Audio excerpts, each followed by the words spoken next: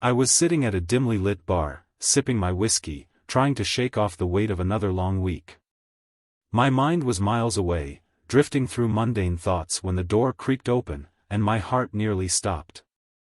There she was, Ashley, my wife of 7 years, walking in as if she owned the place. But what froze me in my seat wasn't her sudden appearance, it was the man trailing behind her, James. My pulse quickened. I'd seen James before. He was one of those slick types, all polished shoes and fake smiles, the kind of guy who thinks he can charm anyone. I had thought nothing of him until now. Ashley never mentioned him, and I hadn't seen him around much, but suddenly, everything about his presence screamed out to me like a warning I had ignored for far too long. They sat down at a table just a few feet from where I was, like a cruel joke the universe decided to play on me. They didn't even notice me there. Or maybe they didn't care. Either way, seeing them laugh together, the kind of laugh she used to share with me, felt like someone was squeezing the life out of my chest.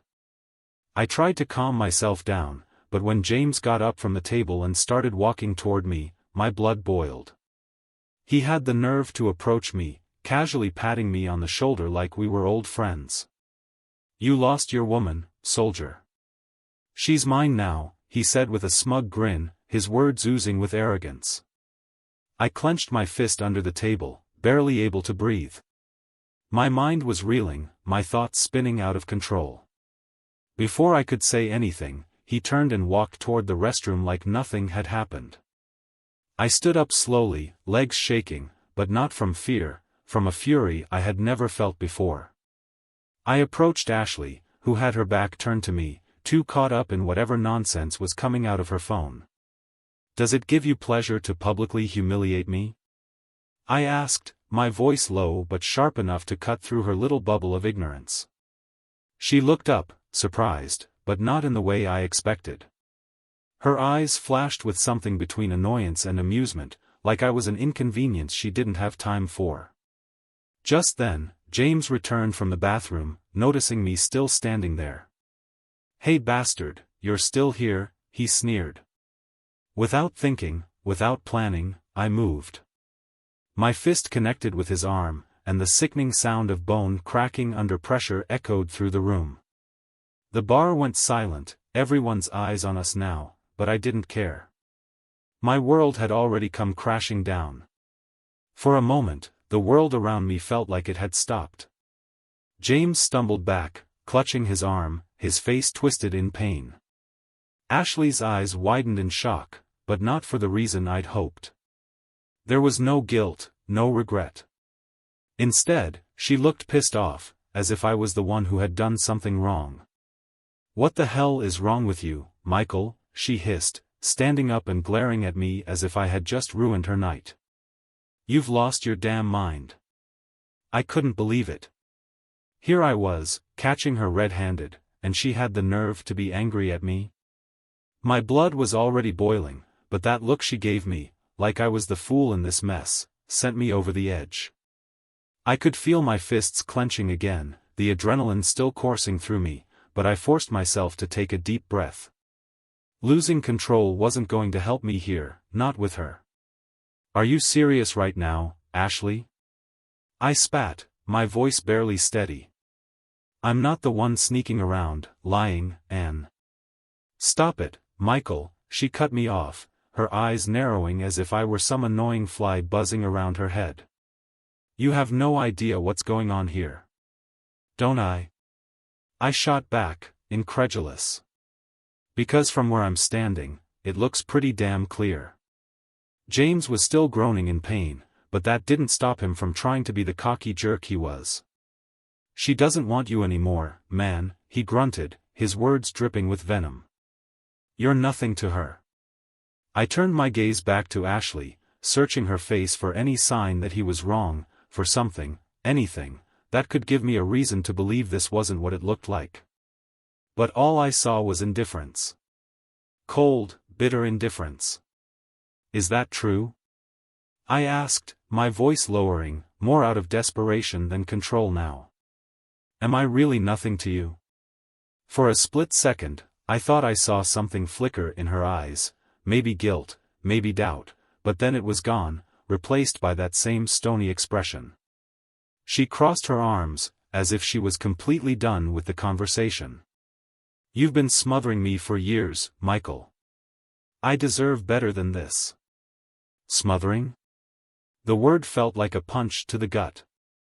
I had spent years of my life giving her everything, my time, my heart, my support, and now she was painting me as the villain, the one who had somehow pushed her into the arms of another man. It was like being gaslit, and I didn't even know how to respond. "You deserve better?" I finally said, my voice hoarse with disbelief. "Is he better? Is this piece of trash who doesn't even respect you enough to keep things private your idea of better?" She didn't flinch, didn't back down. "At least he doesn't treat me like I'm some fragile little doll.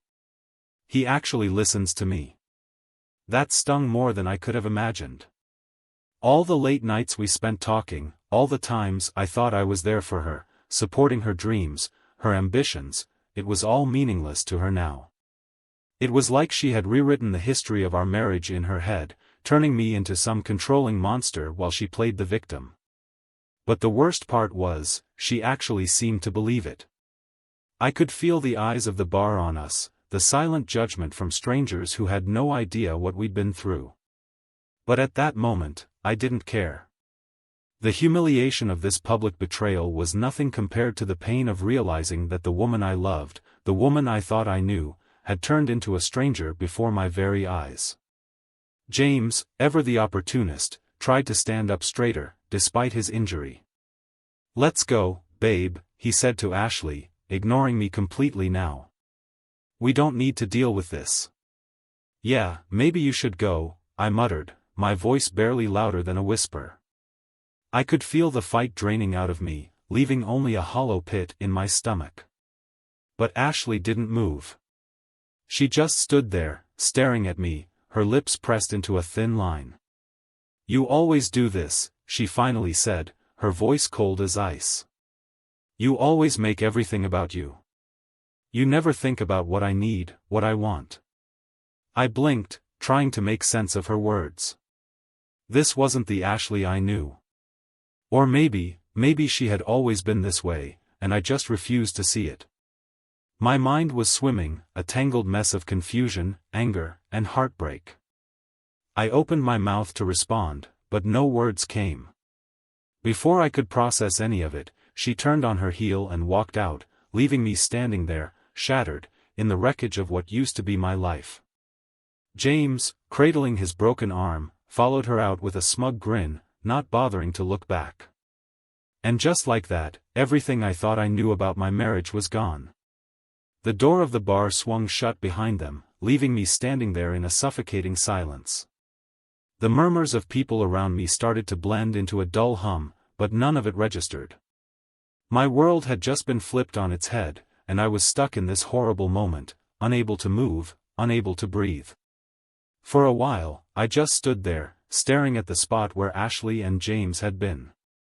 Everything felt surreal, like it had happened to someone else, like I was watching a movie where the guy's whole life unravels in the span of an hour. But this wasn't a movie. This was my life. My wife. My failure. I walked back to the bar, practically on autopilot, and sat down in the same stool, gripping the edge of the counter as if it would stop me from falling apart completely.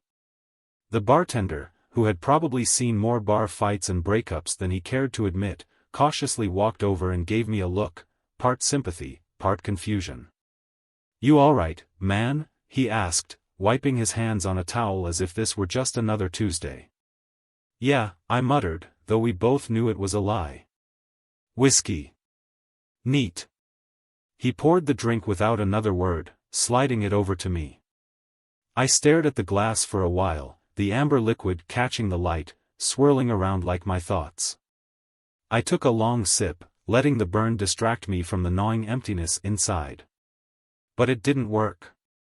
The alcohol couldn't numb what I was feeling, not tonight. I kept replaying the moment in my head, trying to make sense of it. The look in Ashley's eyes, the coldness in her voice, it didn't add up. I had seen signs, sure. Little things. She'd been distant, distracted, her phone always buzzing with messages she never let me see. She started going out more often, with vague excuses that I hadn't questioned at the time. But I never imagined this. Had she been unhappy for that long? Was I really that blind? Or was it all just an excuse, her way of justifying the betrayal? I gripped the glass harder, my knuckles turning white. The anger was rising again, but this time it wasn't directed at James or Ashley. It was directed at myself. I had trusted her. I had loved her. And now, I was left wondering if any of it had ever been real. The bartender hovered nearby, probably wondering if I was going to break something else, but I didn't have the energy for it. Not anymore. I downed the rest of the whiskey, letting it scorch my throat, but the fire didn't reach the cold pit in my chest. Nothing would. Eventually, I stood up, throwing a few bills on the counter. The bartender gave me a nod, silently acknowledging that he understood this kind of pain, at least on some level. I didn't say anything else. What was there to say? The night air hit me like a slap when I walked outside. It was cool, crisp, and for a second, it cleared my head. I pulled out my phone, staring at the screen, my thumb hovering over the contacts. I wanted to call someone, anyone, to help me make sense of what had just happened. But who could I call? My closest friends were all mutual friends with Ashley. And my family? They'd only tell me to calm down, think things through, give her a chance to explain. But what was there to explain? I had seen it with my own eyes. I ended up calling Ryan, my brother, the only person I knew who would just listen without judgment. He picked up on the third ring. "Mike? What's up, man?" His voice was cheerful, oblivious to the storm in my life. I tried to speak, but the words got stuck in my throat. For a moment, I stood there, struggling to find my voice, while the streetlight above me flickered in the dark. "Mike?" Ryan's tone shifted. "You there?" "Yeah," I finally croaked, my voice rough. "Yeah, I'm here." "You sound like hell, bro. What's going on?" I exhaled, long and slow, and then the floodgates opened. I told him everything. From seeing Ashley walk into the bar with James, to the confrontation, to the sickening realization that the life I thought I had was over. Ryan listened quietly, not interrupting, not offering empty words of comfort. Just listening. And that was exactly what I needed. When I finally finished, there was a long pause. I could hear him take a deep breath on the other end of the line. "Mike, I don't even know what to say," he admitted softly. Man, that's brutal. I'm so sorry." "Yeah," I muttered, rubbing the back of my neck. "I don't know what to do now. I don't know anything anymore." "You want to come over?" he offered. "We can talk this through. Or not talk. Whatever you need." I considered it for a moment, but I wasn't ready to face anyone yet. "Not like this." "Thanks, but I need some time to think," I said. I can't wrap my head around it." "Alright, man. But listen, I'm here. Whenever you're ready, day or night." I appreciated that more than I could say. "Thanks, Ryan. I'll call you." After we hung up, I stood there for a few more minutes, staring at the empty street, trying to figure out what my next move would be. But all I felt was lost. Betrayed. Like everything I'd built over the past 7 years had just crumbled into dust. Eventually, I turned and started walking toward home, though it didn't feel like home anymore. The walk home felt longer than usual, every step weighed down by the heaviness in my chest. I used to think of our house as a safe haven, a place where Ashley and I built our lives together. But now, as I approached it, the sight of it felt foreign. It wasn't home anymore. It was a lie. A facade. When I opened the door, the silence hit me like a wave. Everything was exactly where we had left it that morning, the dishes still in the sink, her jacket tossed over the chair, but everything felt wrong. I closed the door behind me, leaning against it for a moment, trying to catch my breath. But the weight of what had happened in the bar kept crashing over me like a storm I couldn't escape. The house was filled with reminders of her. Every room had her touch on it, the photos on the wall, the vase of flowers she loved to buy every week, even the stupid decorative pillows I never understood the purpose of. It was suffocating, and for the first time, I didn't want to be here. I didn't want to be surrounded by memories that now felt tainted. I dropped my keys on the table and walked into the living room. My mind was racing, replaying the night over and over again like a broken record. How long had this been going on? Had I been this blind, this naive? Every moment in our relationship suddenly felt like a lie. All the times she'd smiled at me, kissed me, told me she loved me, were those lies, too? I collapsed onto the couch, staring at the ceiling. My phone buzzed in my pocket, and for a second, I thought maybe it was Ashley. Maybe she was going to apologize, explain, something. But when I pulled out my phone, it wasn't her. It was a text from Ryan. "I know you need time, but don't do anything crazy. Call me if you need to talk." I dropped the phone onto the coffee table, not even bothering to respond. Talking wasn't going to fix this. Nothing could fix this. I sat there for what felt like hours, my mind spinning, trying to make sense of everything. At some point, I found myself walking upstairs, toward our bedroom. I hesitated at the door, my hand hovering over the knob. Part of me didn't want to go in, didn't want to see the bed we'd shared for years, the bed she'd probably shared with him, too. But I pushed the door open, my stomach twisting into knots as I stepped inside. The room was dark, lit only by the faint glow of the streetlight outside. Everything looked the same, but it didn't feel the same. I walked over to her side of the bed, the side where she always slept, and I noticed her phone charger still plugged in. She hadn't even bothered to take it with her. Like she'd be back, like everything was normal. I sat down on the edge of the bed, burying my face in my hands. The reality of it all was starting to sink in, and the pain was almost unbearable. She had betrayed me, but worse than that, she didn't seem to care. The look in her eyes at the bar, the way she brushed me off like I was nothing. I couldn't get it out of my head. Suddenly, something snapped inside me. I couldn't sit here and wallow in this any longer. I needed answers. I needed to know why, how long this had been going on, what I had done to deserve this. I stood up, pacing the room, my heart pounding in my chest. I thought about calling her, demanding answers, but deep down, I knew she wouldn't give them to me. She'd lie, deflect, maybe even blame me again like she did at the bar. No, calling her wouldn't help. Then my eyes landed on her laptop, sitting on the desk by the window. It was open, her screen still glowing faintly from when she'd probably used it earlier. My heart raced faster. I knew it was wrong, but at that moment, I didn't care. I needed to know the truth, even if it tore me apart. I sat down at the desk, my hands trembling as I lifted the laptop's lid. Her password screen flashed before me. Of course, she had a password. I stared at the keyboard for a minute, thinking. Then I typed in the first thing that came to mind, my name. It didn't work. My stomach twisted with anxiety, but I tried another. Her birth date. Again, nothing. I was about to give up when I remembered something from years ago, a password she used for just about everything back then, our wedding anniversary. I typed it in, my fingers moving slowly across the keys.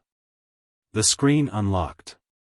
I stared at it, my breath caught in my throat. There it was, in front of me. Her inbox, her messages, her life that I had been shut out of for God knows how long. My heart pounded so loudly I could barely hear myself think, but I started scrolling through her emails, her social media messages, looking for something, anything that would give me a clue about what had been going on behind my back. And then, I found it. A string of messages from James, dating back months.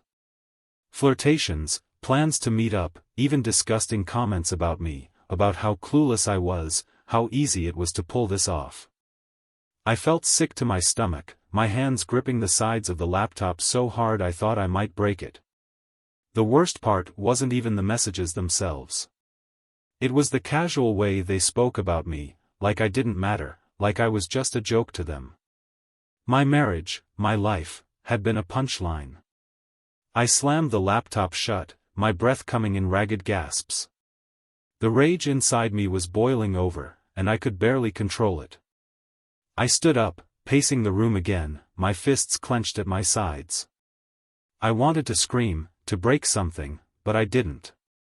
Instead, I grabbed my phone and dialed her number. It rang once, twice, then went to voicemail. I hung up and texted her instead. "We need to talk. Now." No response. I knew she was with him, probably laughing about me, but I didn't care. I needed to confront her. I needed her to look me in the eyes and tell me why she did this. I sat there in the darkness, waiting for her to respond, my heart pounding with a mixture of fury and despair. The house felt colder than ever, and I was starting to realize that no matter what she said, there was no going back. The minutes stretched into hours as I sat there, staring at my phone, waiting for a response that never came. Every passing second felt like a knife twisting deeper into my chest. I sent her another text, then another, but all I got was the same cruel silence. It was as if I had become invisible to her, as if everything we had shared no longer mattered. The darkness outside began to give way to the faint light of dawn. I hadn't slept, hadn't eaten, hadn't done anything but simmer in my own rage and despair. My mind kept cycling through the same thoughts, what she had done, what she had said, and the way she had so easily dismissed me in that bar, as if I had meant nothing to her. I glanced at her phone charger still hanging from the outlet by the bed. That small, insignificant thing felt like a slap in the face. She hadn't even bothered to take her charger. She had walked out of here knowing she wouldn't need it, knowing she wasn't coming back. Unable to sit still any longer, I got up and started moving through the house. It was still dark inside, the early morning light barely making a dent in the gloom. My footsteps echoed in the quiet, making me feel more alone than ever. I wandered into the bathroom, flipping on the light. And that's when I saw it, her makeup scattered across the counter, her perfume still lingering in the air. It hit me like a punch to the gut. This room, our room, had once been filled with her presence, her laughter, her voice. Now, it felt like a museum exhibit, everything left behind, perfectly in place, but the person who lived here was gone. I stared at myself in the mirror, barely recognizing the man looking back at me. My face was pale, my eyes bloodshot, dark circles forming under them. I looked like I hadn't slept in days. Maybe I hadn't, not really. Not since this nightmare began. For a moment, I couldn't move. I just stood there, staring into my own reflection, wondering how everything had gone so wrong. How had I become this man, broken, lost, betrayed? How had I let her slip away from me, right under my nose? And then I thought about all the little moments that suddenly made sense. The nights when she stayed out late with friends, the times she canceled plans at the last minute, the way she'd been pulling away from me for months. It was all so clear now, and I hated myself for not seeing it sooner. I gripped the edge of the sink, my knuckles turning white. I wanted to scream, to tear the whole damn bathroom apart, but instead, I just stood there, swallowing the anger, letting it fester inside me. Then, I did something I hadn't planned. I opened the cabinet under the sink, rummaging through the drawer where Ashley kept her things. My hands moved with a mind of their own, searching for something, anything that might give me more answers.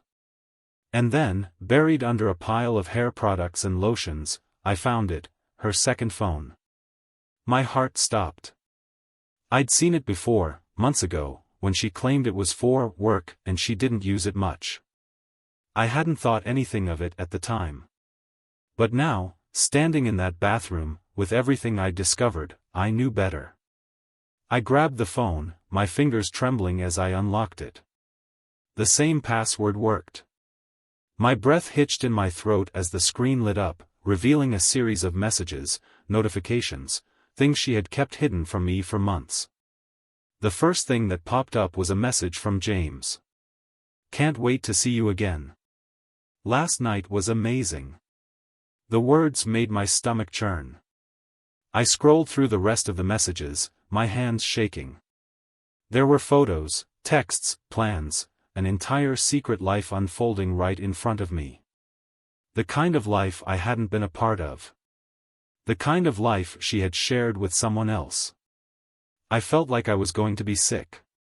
I dropped the phone onto the counter, stumbling backward until I hit the wall. My head was spinning, my heart pounding so hard it felt like it might burst out of my chest. This was real. This was happening. She had been cheating on me for months, maybe longer. And I had been too blind, too trusting, to see it. I slid down the wall, burying my face in my hands. The weight of it all was crushing me, suffocating me. I had given her everything, my love, my trust, my life, and this was how she repaid me. With lies. With betrayal. I stayed there for a long time, the cold tile pressing against my back, the sound of my own breathing echoing in the room. I felt like I was drowning in the pain, like there was no way out of this hell. And then, just when I thought I couldn't feel any worse, my phone buzzed. I pulled it out of my pocket, expecting another message from Ryan, or maybe one of those useless spam emails. But when I saw the name on the screen, my heart stopped. It was Ashley. I stared at her name for what felt like an eternity, my thumb hovering over the screen. She had finally responded. "We need to talk," the message read. That was it. No apology. No explanation. Just those 4 words, as cold and detached as she had been at the bar. I stood up, the rage boiling inside me again. I wasn't going to wait around for her to come back and feed me more lies. I wasn't going to be the fool she walked all over anymore. If she wanted to talk, I would give her one last conversation. But this time, I was going to be the one in control. I grabbed my keys and walked out the door, the early morning light now spilling across the street as I headed for the one place I knew she'd be. The drive to James' apartment was a blur. I barely registered the streets, the traffic lights, or the rising sun that painted everything in a sickly orange glow. All I could think about was her, Ashley, and the way she had torn our life apart. Her message still burned in my mind, a hollow, heartless request for a conversation that I knew wouldn't fix anything. I gripped the steering wheel tighter, my knuckles turning white as I imagined the smug look on James' face when I showed up. Part of me wondered if he was even expecting me. Maybe he thought I'd slink away, broken and defeated, like a coward. But that wasn't happening. Not now. Not after everything. I pulled up to the building, parking my car haphazardly along the curb. My heart pounded in my chest as I climbed out, slamming the door behind me. The crisp morning air did nothing to cool the fire burning inside me. I took a deep breath, trying to steady myself. This wasn't just about confronting them, it was about finally getting some closure, about making her look me in the eye and explain why she did this. The building was one of those generic, soulless places, just another apartment complex where everything looked the same. I knew James' apartment number from the messages I'd seen on her phone. They had talked about meeting here more times than I cared to count. I pushed open the door and headed for the stairs, taking them 2 at a time, my footsteps echoing off the walls. By the time I reached his door, my pulse was racing, my breath coming in short, sharp bursts. I stood there for a moment, my fist poised to knock, but then I stopped. No more hesitation. No more waiting for her to spin another web of lies. I wasn't here to ask questions anymore. I was here for answers. I banged on the door, hard enough that it rattled on its hinges. There was no response at first, just the muffled sound of movement inside. My chest tightened. They were both in there, I knew it. I knocked again, louder this time, my hand trembling as I waited. Finally, the door swung open, and there she was. Ashley. She stood there in front of me, wearing nothing but one of those cheap bathrobes I'd never seen before, her hair disheveled, like she hadn't even tried to hide the fact that she'd been with him. The sight of her like that, in his apartment, made my blood boil. For a second, she looked surprised to see me, but it faded quickly, replaced by that same cold indifference I had seen in the bar. "Michael," she said, her voice flat. "What are you doing here?" I clenched my fists at my sides, the anger surging through me like a tidal wave. "We need to talk," I repeated, throwing her words back at her. "That's all you have to say? After everything, you think we can just talk?" She sighed, glancing over her shoulder, clearly annoyed. "This isn't the time, Michael. You shouldn't have come here." I pushed past her before she could stop me, stepping into the apartment. The place was small, barely furnished, but it reeked of betrayal. The sight of the rumpled bed, the scattered clothes on the floor, it was like a slap to the face. I turned back to her, my heart racing. "Why, Ashley?" I demanded, my voice raw, trembling with the weight of everything I'd been holding in. "Why did you do this? After 7 years, why him?" She crossed her arms, her expression unreadable. "I don't owe you an explanation," she said, her voice sharp. "Things haven't been right between us for a long time. You know that." "That's not an answer," I shouted, the words coming out louder than I intended. "We could have worked on things. We could have talked. But instead, you chose this? Him?" My voice cracked on the last word, the hurt slipping through the cracks of my anger. Ashley rolled her eyes, like she was tired of the conversation already. "It's not just about him, Michael. It's about me. I've been suffocating in this marriage, feeling trapped for years. You never saw it.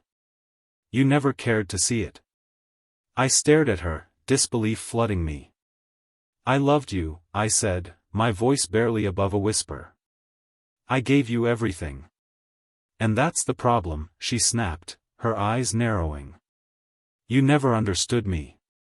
You were too busy playing the perfect husband, acting like everything was fine, while I was drowning." Before I could respond, I heard footsteps behind me. I didn't have to turn around to know who it was. James. He walked into the room, his arms still bandaged from the last time I saw him, but the smug look on his face hadn't changed. He stood next to Ashley, like he was daring me to do something. "Leave, Michael," James said, his voice low, like he was speaking to a dog. "This is between us now." "Between you?" I repeated, the words tasting bitter in my mouth. I looked at Ashley, searching her face for something, anything, that would make this hurt less. But all I saw was the same cold indifference. She didn't love me anymore. Maybe she never did. Something inside me broke. The rage that had been bubbling under the surface exploded, but instead of attacking James again, I just laughed. It was hollow, bitter, but I couldn't help it. The whole situation was so twisted, so far beyond anything I could have imagined, that all I could do was laugh. "Fine," I said, my voice empty. "You want him? You can have him. But don't expect me to stand by and let you walk all over me like this." Ashley raised an eyebrow, her expression finally changing, just a flicker of something, maybe doubt, maybe regret, but it was too late for that now. I turned and headed for the door, but before I left, I looked back one last time. "You're going to regret this, Ashley," I said, my voice steady, even though my heart was breaking all over again. "Maybe not today, but someday, you will." And with that, I walked out of the apartment, the door slamming shut behind me. The weight of everything crashed down on me as I made my way to the car. But this time, there was no turning back. I wasn't going to be her fool any longer. I drove aimlessly after leaving James' apartment, the adrenaline still coursing through my veins, but the anger now fading into something worse, numbness. The city streets blurred past me, and I realized I had nowhere to go. No plan. No clear direction. I had walked away from the confrontation, but I didn't feel victorious. I felt lost. I pulled into a parking lot at some random park, switching off the engine and just sitting there, staring at nothing. The sun had fully risen by now, casting long shadows across the empty lot. I felt like one of those shadows, fading, insignificant, unmoored. Everything I thought I knew, everything I had built with Ashley, was gone. Just like that. I thought about calling Ryan, but what could I say? That I confronted her? That I watched the woman I had loved for 7 years stand next to another man and shrug off my pain like it didn't matter? I couldn't bring myself to relive that scene, not yet. Instead, I sat there, the silence pressing down on me like a weight. I had always imagined that if something like this ever happened, I'd know what to do. That I'd have some sense of clarity, some resolve to move on and rebuild. But now that it had happened, I felt more lost than ever. Eventually, my phone buzzed in my pocket. I pulled it out, half expecting it to be Ryan again, but it wasn't. It was a text from Ashley. "I'm sorry it had to happen like this. But I can't do this anymore. We need to move on." Move on? Those words sent a fresh wave of anger surging through me. I couldn't believe her audacity. She was the one who had torn our life apart, who had lied, cheated, and betrayed me, and now she was acting like this was some mutual decision to part ways. Like we were two people who just grew apart, instead of her ripping the foundation of our marriage out from under me. I wanted to respond, wanted to tell her exactly what I thought of her cowardice, her betrayal, but I stopped myself. What was the point? She didn't care. Not anymore. She had made her choice, and nothing I said was going to change that. Instead, I deleted the message, staring at the empty screen for a moment before shoving the phone back into my pocket. I wasn't going to let her have the last word, not like this. After sitting there for what felt like hours, I finally made the decision to head home. Home. The word felt strange now, hollow. The house wasn't my home anymore. It was just a place, filled with memories that had turned sour. When I got back, the house felt even emptier than before. The silence was overwhelming, oppressive. I walked through the living room, into the kitchen, and then upstairs, my footsteps echoing off the walls. Everything was still in its place, the bed unmade from the night before, her clothes still hanging in the closet, her perfume still lingering in the air, but it all felt wrong. Like I was living in someone else's life. I stood in the bedroom for a while, staring at the bed, trying to process everything. The anger had burned out, leaving only exhaustion in its place. I sat down on the edge of the bed, running my hand over the sheets, feeling the fabric beneath my fingers. This was where we had built our life together. Where we had shared dreams, promises, and so many intimate moments. And now it felt like a tomb, holding the ghost of a relationship that was never real. After what felt like an eternity, I forced myself to start moving. I couldn't just sit here in this house, drowning in the memories of what once was. I needed to do something, anything, to feel like I was in control of my own life again. So I grabbed a box from the closet, started throwing her things into it. Clothes, shoes, makeup, all the things that had once been part of our life together. I needed them gone. I needed her gone. Each item I tossed into the box felt like a small release, a way of reclaiming some part of myself. But with every piece of her that I packed away, there was a fresh stab of pain, a reminder that the woman I had loved was no longer the person I thought she was. Halfway through clearing out her things, I found an old photo of us. It was from our honeymoon, smiling, happy, full of hope and love. I stared at it, feeling a lump rise in my throat. How had we gone from that to this? How had everything fallen apart so completely? I crumpled the photo in my hand, the tears threatening to spill over. But I didn't cry. Not yet. Instead, I threw the picture into the box and slammed the lid shut. This was the end. I wasn't going to let her have any more power over me. Not her, not James, not the ghost of the life we used to have. I dragged the box downstairs, leaving it by the door. I'd deal with it later. For now, I needed to be away from this place. I needed to clear my head. So I grabbed my jacket, my keys, and headed out the door without looking back. The park was quiet when I arrived, the same one I had stopped at earlier, but now it felt different. Calmer. The air was crisp, and the trees were starting to turn, their leaves a mix of gold and red. I sat down on a bench, letting the cool breeze wash over me, trying to ground myself in something real, something solid.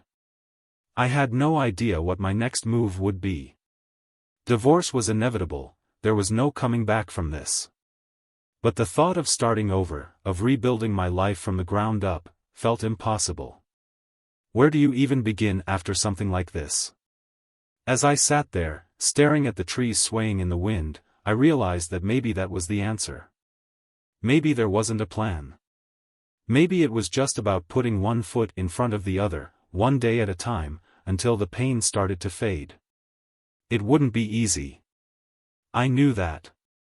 But as I sat there in the quiet, I felt a strange sense of clarity settling in.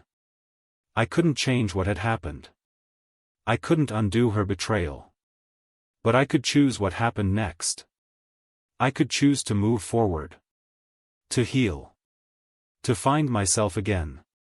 For the first time in what felt like days, I took a deep breath, letting the air fill my lungs. It wasn't much, but it was a start. I sat in the park for what felt like hours, the cool breeze steadying my thoughts. My mind, still raw from everything that had happened, started to settle. There wasn't a magic switch to make it all disappear, but at least, for the first time since I caught Ashley in that bar, I felt a small measure of control returning. I didn't need all the answers right now. I just needed to keep moving forward. By the time I got home again, the sun was low in the sky, casting long shadows across the yard. The box of Ashley's things still sat by the door, a heavy reminder of everything that had crumbled over the last few days. I stared at it for a while, then grabbed my phone, scrolling through the contacts until I found my lawyer's number. I hadn't wanted to make that call, but I knew it was inevitable. There was no coming back from this. The phone rang twice before it was picked up. Michael? It's been a while. How can I help you? I could hear the concern in his voice. I hadn't talked to Brad in years, back when I had needed legal advice for something small. Now, the weight of what I was about to say felt heavier than ever.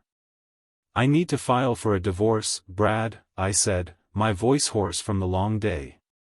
The words felt foreign on my tongue, as if saying them out loud made everything too real. There was a pause on the other end, then a quiet sigh. I'm sorry to hear that, man. Let's meet tomorrow. I'll walk you through everything, okay? I nodded, though he couldn't see me. Thanks, Brad. I appreciate it. We settled on a time, and after I hung up, the reality of what was happening started to sink in. Divorce. It felt like failure, like the ultimate defeat. But after everything that had happened, there was no other choice. I couldn't stay with her, not after the lies, the betrayal, the way she had dismissed me like I didn't matter. And the truth was, I deserved better. I went back inside, my body feeling heavier with each step. The house was still filled with memories, good ones, bad ones, but they were all tainted now. Each corner of the house reminded me of her, of what we'd built together, and of the life we'd both destroyed. It felt like I was living in the ruins of something that had once been beautiful. But there was no turning back. The decision was made. I poured myself a drink and sat down on the couch, staring at the box of her things. It felt like a strange finality, packing away her presence from my life. But as hard as it was, I knew it was necessary. I couldn't move on if I kept holding on to pieces of her, to pieces of a life that didn't exist anymore. As I sipped my whiskey, my mind wandered back to the last 7 years. There had been good times, real good times. Laughter, love, moments when I thought we were invincible. And there had been bad times, too, moments of doubt, frustration, and distance. But never, in all those years, had I imagined it would end like this. With betrayal. With a man like James. With her standing next to him, choosing him over me. But it had. I leaned back on the couch, staring up at the ceiling. What did I learn from all of this? That even the people you love the most can betray you. That trust is fragile, and once it's broken, it's nearly impossible to repair.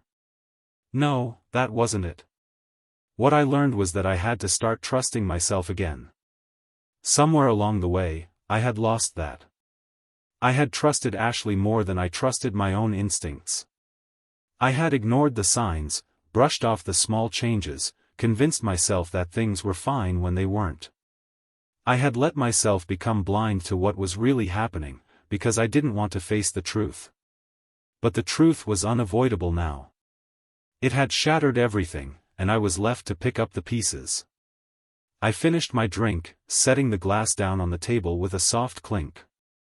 The decision to leave her behind, to move forward with the divorce, it hurt. It hurt like hell. But it was the right thing to do. I couldn't spend the rest of my life with someone who didn't value me, who didn't respect me enough to be honest. I thought about the advice I would give to someone else in my situation. It was simple, really: trust your gut. Don't ignore the little things, the signs that something is wrong. And most importantly, know your worth. Don't let anyone make you feel like you're less than you are. As I sat there, the house finally quiet around me, I realized that this wasn't the end. It was the beginning of something new. Something I wasn't quite ready for, but something that was necessary. I had a long road ahead of me, full of uncertainty, pain, and healing, but at least I was finally walking away from the wreckage. I was finally reclaiming my life. I glanced at the box by the door one last time, and without hesitation, I stood up, grabbed it, and took it outside. The night was cool, and as I set the box down by the trash cans, I felt a strange sense of relief. It wasn't over yet, not by a long shot. But it was the first step. And that was enough. The next morning, I woke up feeling different, lighter, maybe. There were still echoes of pain, memories that would take time to fade, but something had shifted. I wasn't living in the past anymore. I wasn't waiting for answers or trying to fix something that couldn't be repaired. I had my own life to live, my own path to walk. And for the first time in a long time, I was ready to do just that.